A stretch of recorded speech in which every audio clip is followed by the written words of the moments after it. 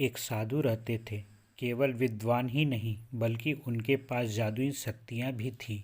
एक दिन वे ध्यान मग्न में थे, तभी बाँझ की चोंच से एक चूहिया छूटकर उनके हाथों में आ गिरी। उसकी छोटी सी पूँछ व काली चमकीली आँखें थीं। उन्हें वह बहुत अच्छी लगी, पर घर ले जाने से पहले उन्होंने जादुई मंत्रों के प्रयोग से उसे एक लड़की में बदल दिया। वे उस लड़की को घर ले जाकर पत्नी से बोले, तुम हमेशा से संतान चाहती थी ना, तो लो, आज से यही हमारी पुत्री है। इसे पूरी देखभाल व प्यार से पालो। साधु की पत्नी भी अपनी पुत्री को देख प्रसन्न हो उठी। वह उससे राजकुमारी की तरह पालने लगी। साल बीतते गए। नन्ही लड़की एक सुंदर युवती बन गई। जब वह 18 वर्ष की हुई तो साधु व उनकी पत्नी उसके लिए वर तलाशने लगे। साधु ने कहा, मेरी बिटिया का विवाह ऐसे व्यक्ति से होना चाहिए जो सबसे बड़ा हो। मेरे हिसाब से सूर्य ठीक रहेगा। पत्नी ने भी हामी भर दी। उन्होंने जादुई मंत्रों से सूर्य को नीचे बुला लिया।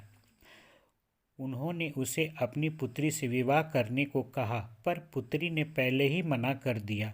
वह बोली, पिताजी, यह तो बहुत गर्म है, मैं उससे विवाह नहीं कर सकती। जो इससे बेहतर हो। साधु निराश हो गया। उन्होंने सूर्य से कहा कि वे ही सुझाएं।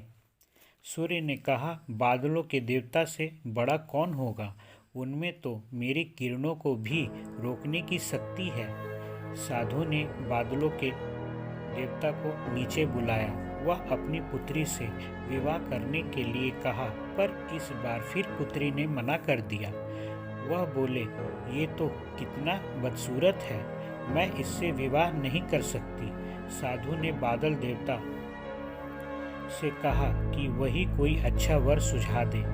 वे बोले, पवन देवता ठीक रहेंगे, वे तो मुझे भी अपने फूंक से उड़ा देते हैं। साधु ने पवन देवता को बुलाकर अपनी पुत्री से विवाह करने को कहा। पुत्री ने फिर इनकार कर दिया। वह बोली, मैं इससे शादी नहीं करूँगी, ये तो कहीं टिकते नहीं, हमेशा यहाँ वहाँ भागते रहते हैं। साधु ने पवन देवता से पूछा, क्या मेरे पुत्री के लिए ऐसा वर हो सकता है जो आपसे बेहतर हो? पवन देवता ने कहा कि पर्वत देव मजबूत व ऊंचे हैं, वे मेरा भी रास्ता रोक देते हैं। साधु ने पर्वत देवता से कहा कि वह उसकी पुत्री से विवाह कर ले। पुत्री ने फिर मना कर दिया। वह बोली, ये तो बहुत लंबे और सख्त व कठोर हैं, इनसे विवाह नहीं कर सकती, इनसे कोई बेहतर चाहिए।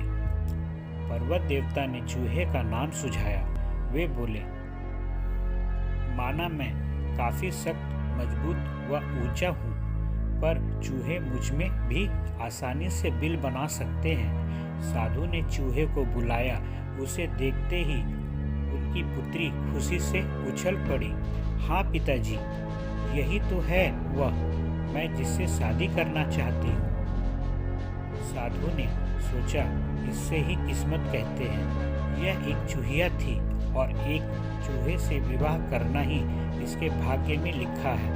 उन्होंने जादुई मंत्र के प्रभाव से पुत्री को फिर से चूहिया बना दिया। चूहा व चूहिया विवाह करके खुशी खुशी रहने लगे। कोई भी अपने मूल स्वभाव को नहीं बदल सकता।